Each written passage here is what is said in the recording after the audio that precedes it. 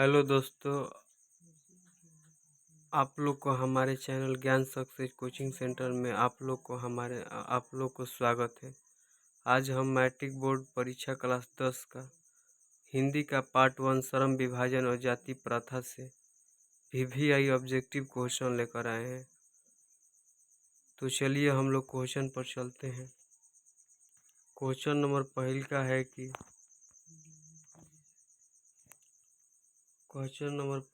कि श्रम विभाजन और जाति प्रथा का लेखक कौन है। तो श्रम विभाजन और जाति प्रथा का लेखक कौन है। तो श्रम विभाजन और जाति प्रथा का लेखक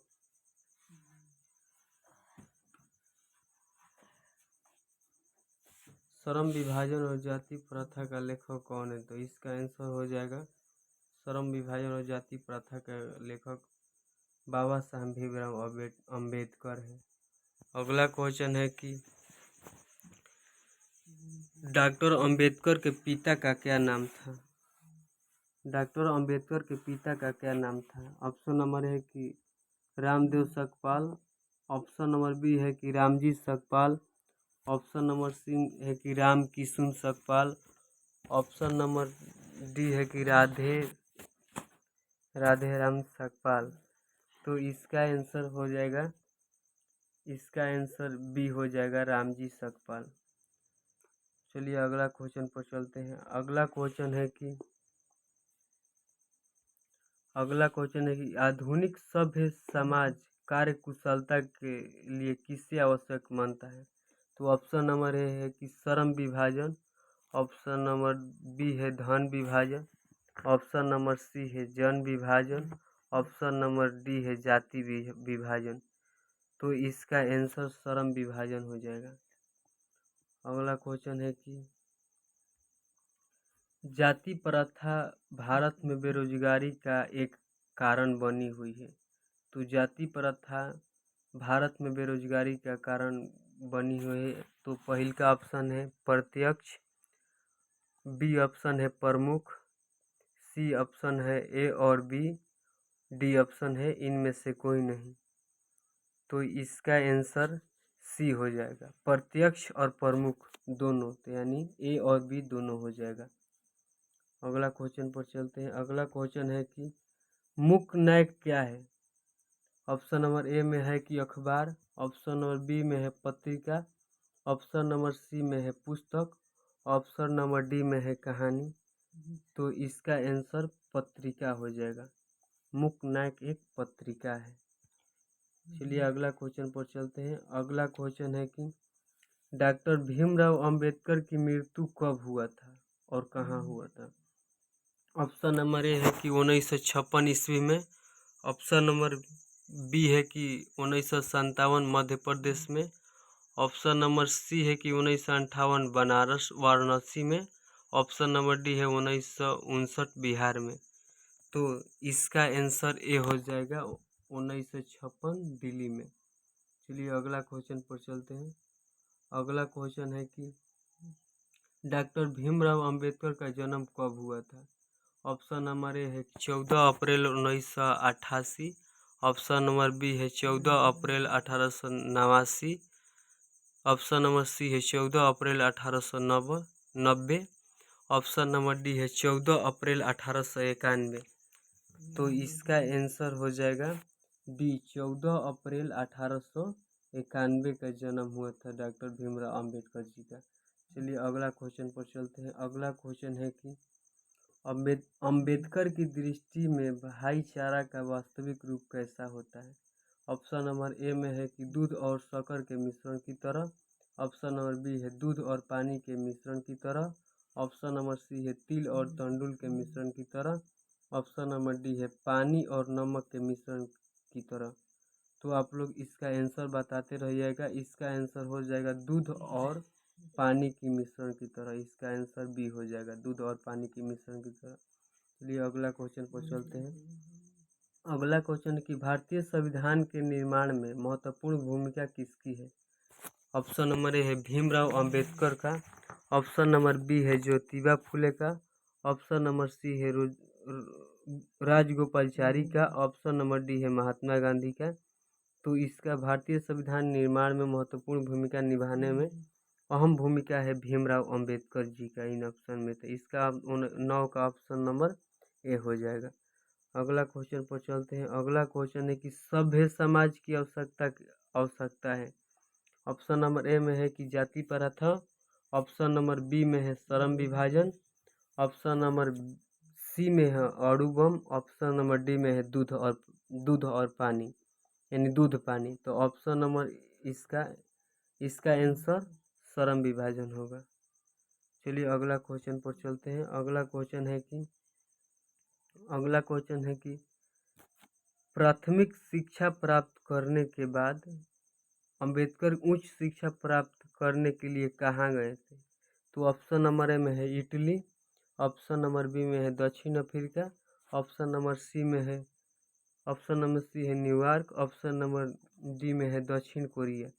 तो इसका आंसर हो जाएगा सी। वह प्राथमिक शिक्षा प्राप्त करने के बाद वह न्यूयॉर्क में चले गए थे उच्चतर शिक्षा के लिए। अगला नंबर क्वेश्चन है कि अंबेडकर के चिंतन एवं रचनात्मकता के लिए प्रेरक व्यक्ति थे। तो चिंतन और रचनात्मकता के लिए प्रेरक व्यक्ति इनमें से ऑप्शन नंबर ए में है बुद्ध। ऑप्शन नंबर बी में है कबीर। ऑप्शन नंबर सी में है Jyotiba Phule. Option number D में है इनमें से सभी। तो इसका आंसर इनमें से सभी हो जाएगा। इनमें से सभी हो जाएगा।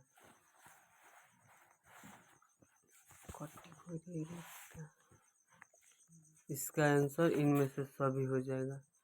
अगला क्वेश्चन पर चलते हैं। अगला क्वेश्चन है कि जाति पाति तोड़कर मंडल भाषण लाहौर में कब हुआ था? ऑप्शन ए में है कि 1942 ईस्वी में। ऑप्शन नंबर बी है 1940 ईस्वी में। ऑप्शन नंबर सी है 1936 ईस्वी में। ऑप्शन नंबर डी है 1938 ईस्वी में। तो इसका आंसर सी हो जाएगा 1936 ईस्वी में। जाति पाति तोड़कर मंडल भाषण लाहौर में 1936 ईस्वी में हुआ था। चलिए अगला क्वेश्चन पर चलते हैं। अगला क्वेश्चन है कि श्रम विभाजन और जाति प्रथा क्या है? श्रम विभाजन और जाति प्रथा क्या है? ऑप्शन नंबर ए में दिया है कहानी। ऑप्शन नंबर बी में दिया है भाषण। ऑप्शन नंबर सी में दिया है निबंध। ऑप्शन नंबर डी में दिया है साक्षात्कार।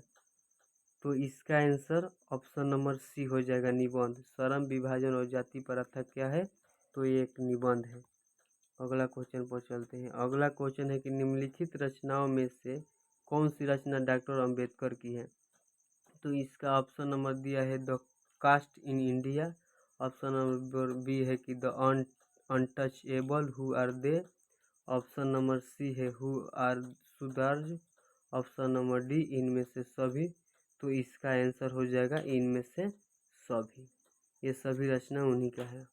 चलिए हम लोग अगला क्वेश्चन पर चलते हैं। अगला क्वेश्चन है कि आधुनिक सभ्य समाज और श्रम विभाजन की आवश्यकता क्यों मानता है? तो आधुनिक सभ्य समाज और श्रम विभाजन की आवश्यकता क्यों मानता है? तो ऑप्शन नंबर ए में दिया है कार्य कुशलता के लिए। ऑप्शन नंबर बी है भाईचारा के लिए। ऑप्शन नंबर डी है रूढ़िवादिता के लिए। ऑप्शन नंबर डी है इनमें से कोई नहीं। तो इसका आंसर हो जाएगा ए कार्य कुशलता के लिए। तो इसका आंसर हो जाएगा ए। अगला क्वेश्चन पर चलते हैं। अगला क्वेश्चन है कि श्रम विभाजन और जाति प्रथा पाठ बाबा साहब के किस भाषण के संपादित अंश है? ऑप्शन नंबर ए में दिया है the caste in India their mechanism. Option number B में genesis and development. Option number C में annihilation of caste. D number में हु इज सुधार्ज। तो इसका आंसर हो जाएगा सी एनिहिलेशन ऑफ कास्ट से श्रम विभाजन और जाति प्रथा की भाषण लिया गया था। ऑप्शन नंबर सी हो जाएगा। अगला क्वेश्चन पर चलते हैं। अगला क्वेश्चन है कि अंबेडकर के भाषण एनिहिलेशन ऑफ कास्ट को किसने हिंदी में रूपांतर किया था? ऑप्शन नंबर में ए दिया है Lalai Singh Yadav. Option number B में दिया है Kishori Lal. Option number C में है Mohan Vajpayee. Option number D है इनमें से कोई नहीं। तो इसका आंसर हो जाएगा ए। ललई सिंह जी ने अंबेडकर के भाषण को हिंदी में रूपांतरण किए थे। चलिए अगला क्वेश्चन पर चलते हैं। अगला क्वेश्चन है कि अंबेडकर का जन्म किस परिवार में हुआ था? ऑप्शन नंबर ए में दिया है ब्राह्मण, ऑप्शन नंबर बी में दिया है क्षत्रिय, ऑप्शन नंबर सी में दलित, ऑप्शन नंबर डी में काश्यस्थ। तो अंबेडकर जी का जन्म दलित परिवार में हुआ था, तो इसका आंसर सी हो जाएगा। चलिए अगला क्वेश्चन पर चलते हैं। अगला क्वेश्चन है कि लेखक को इस युग में कहाँ पर विडंबना दिखाई दिया? ऑप्शन नंबर ए में है जातिवाद में, ऑप्शन नंबर बी है नारीवाद में, ऑप्शन नंबर सी है निर्वाद में, ऑप्शन नंबर डी है परिवाद में। तो लेखक को विडंबना, इसका आंसर हो जाएगा जातिवाद में दिखाई दिया, इसका आंसर ए हो जाएगा। चलिए अगला क्वेश्चन पर चलते हैं। Question number 21। क्वेश्चन नंबर 21 है कि डॉक्टर अंबेडकर के माता का क्या नाम था? डॉक्टर अंबेडकर जी का माता का क्या नाम था? ऑप्शन नंबर ए में है Rani Bai, option number B में है Kunti Bai, option number C में है Sheela Bai, option number D में है भीमा बाई। तो डॉक्टर अंबेडकर जी का माता का नाम क्या था? तो डॉक्टर अंबेडकर जी का माता का नाम क्या था? तो भीमा बाई था। चलिए अगला क्वेश्चन पर चलते हैं। अगला क्वेश्चन 23 नंबर है कि 23 नंबर है कि डॉक्टर अंबेडकर ने पीएचडी की उपाधि कब धारण की है? तो इसका ऑप्शन नंबर ए है 1920 ईस्वी में, ऑप्शन नंबर बी है 1918 ईस्वी में, ऑप्शन नंबर सी है 1916 ईस्वी में, ऑप्शन नंबर डी है 1914 ईस्वी में। तो इसका आंसर हो जाएगा सी, 1916 ईस्वी में डॉक्टर अंबेडकर जी ने पीएचडी की उपाधि धारण किए थे। चलिए अगला क्वेश्चन पर चलते हैं। अगला क्वेश्चन है 23 नंबर। चलिए लेखक की दृष्टि में विडंबना की बात क्या है? ऑप्शन नंबर ए में दिया है जातिवाद के पोषकों की कमी नहीं है, ऑप्शन नंबर बी में दिया है जातिवाद के पोषक नगण्य है, ऑप्शन नंबर सी में आर्थिक दृष्टि से जातिवाद उचित है, ऑप्शन नंबर डी में जातिवाद लोकतंत्र के विरुद्ध नहीं है। तो इसका आंसर ए हो जाएगा, जातिवाद के पोषक की कमी नहीं है। लेखक की दृष्टि में विडंबना की बात क्या है? तो जातिवाद के पोषक की कमी नहीं है। चलिए हम लोग अगला क्वेश्चन पर चलते हैं। अगला क्वेश्चन है कि लेखक की दृष्टि में आदर्श समाज कैसा होना चाहिए? ऑप्शन नंबर ए में दिया है जिसमें स्वतंत्रता, समता और भ्रातृत्व का भाव हो, ऑप्शन नंबर बी में दिया है जिसमें सभी धनी हो, ऑप्शन नंबर सी में दिया है जिसमें सभी पढ़े लिखे हो, ऑप्शन डी में दिया है जिसमें सभी स्वस्थ हो। तो लेखक की दृष्टि में आदर्श समाज कैसा होना चाहिए? तो लेखक की दृष्टि में आदर्श समाज जिसमें स्वतंत्रता, समता और भ्रातृत्व का भाव होता है, वही आदर्श समाज होता है। चलिए अगला क्वेश्चन पर चलते हैं। अगला क्वेश्चन है कि लेखक के बेरोजगारी का प्रमुख प्रत्यक्ष कारण किसे माना जाता है? तो लेखक बेरोजगारी का प्रमुख और प्रत्यक्ष कारण किसे मानते हैं? तो ऑप्शन नंबर ए में दिया है अशिक्षा को, ऑप्शन नंबर बी में जनसंख्या को, ऑप्शन नंबर सी में जाति प्रथा को, ऑप्शन नंबर डी है उद्योग धंधों की कमी से। तो इसका आंसर हो जाएगा इसका आंसर सी हो जाएगा, जाति प्रथा को लेखक बेरोजगारी का प्रमुख और प्रत्यक्ष कारण मानते हैं, तो वो है जाति प्रथा का। अगला क्वेश्चन पर चलते हैं। अगला क्वेश्चन है कि the caste in India their mechanism किसकी रचना है? ऑप्शन नंबर ए में भीमराव अंबेडकर जी का, ऑप्शन नंबर बी में Ram Manohar Lohia, option number C है Mahatma Gandhi, option number D है सुखदेव। तो the caste in India their mechanism का किसकी रचना है? तो ये भीमराव अंबेडकर जी का है। तो इसका आंसर ए हो जाएगा। चलिए हम लोग अगला क्वेश्चन पर चलते हैं। अगला क्वेश्चन है कि आर्थिक पहलू से भी जाति प्रथा है। आर्थिक पहलू से भी जाति प्रथा है। तो ऑप्शन नंबर ए में दिया है लाभदायक, ऑप्शन नंबर बी में दिया है हानिकारक, ऑप्शन नंबर सी में दिया है अनुकूल, ऑप्शन नंबर डी में दिया है इनमें से सभी। तो इसका आंसर बी हो जाएगा, हानिकारक।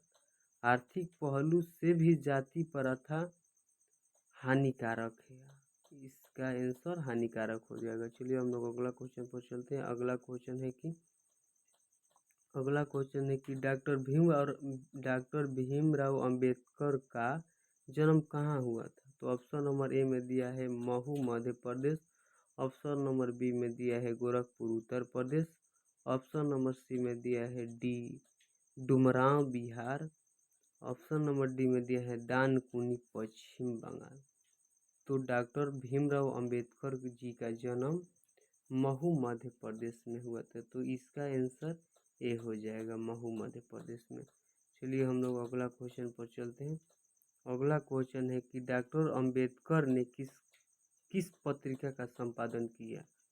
तो डॉक्टर अंबेडकर जी ने किस पत्रिका का संपादन किया था? तो ऑप्शन नंबर ए में दिया है उजाला भारत, उज्जवल भारत, ऑप्शन नंबर बी है उड़ता भारत, ऑप्शन नंबर सी है बहिष्कृत भारत, ऑप्शन नंबर डी है पुरस्कृत भारत। तो इसका आंसर सी हो जाएगा, बहिष्कृत भारत। डॉक्टर अंबेडकर जी ने किस पत्रिका का संपादन किया था? तो वह है जो कि बहिष्कृत भारत का संपादन किया था। ये लास्ट क्वेश्चन है कि भारतीय संविधान का निर्माता के रूप में हमें किन्हें जानते हैं? ऑप्शन नंबर ए में है महात्मा गांधी जी को, ऑप्शन नंबर बी में है Bhimrao Ambedkar, option number C है Pandit Jawaharlal Nehru, option number D है सुभाष चंद्र बोस। तो इसका आंसर ऑप्शन नंबर बी हो जाएगा। संविधान निर्माता के रूप में हम लोग भीमराव अंबेडकर जी को मानते हैं। तो चलिए आज का क्वेश्चन समाप्त हुआ। आप लोग को वीडियो अगर अच्छा लगा हो तो चैनल को सब्सक्राइब करिएगा और लाइक करिएगा और दोस्तों को बताइएगा। चलिए वीडियो देखने के लिए आप लोग को धन्यवाद।